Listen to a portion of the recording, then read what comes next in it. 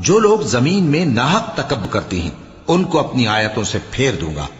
اگر یہ سب نشانیاں بھی دیکھ لیں تب بھی ان پر ایمان نہ لائیں، اور اگر بھلائی کا رستہ دیکھیں تو اسے اپنا رستہ نہ بنائیں، اور اگر برائی کی راہ دیکھیں تو اسے رستہ بنا لیں. یہ اس لیے کہ انہوں نے ہماری آیات کو جھٹلایا اور ان سے غفلت کرتے رہے. اور جن لوگوں نے ہماری آیتوں اور آخرت کی پیشی کو جھٹلایا ان کے اعمال ضائع ہو جائیں گے. یہ جیسے عمل کرتے ہیں ویسا ہی ان کو بدلہ ملے گا. اور موسیٰ کے بعد ان کی قوم نے اپنے زیور سے ایک بچڑا بنا لیا. وہ ایک جسم تھا جس میں سے بیل کی آواز نکلتی تھی. ان لوگوں نے یہ نہ دیکھا کہ وہ نہ ان سے بات کر سکتا ہے اور نہ ان کو رستہ دکھا سکتا ہے.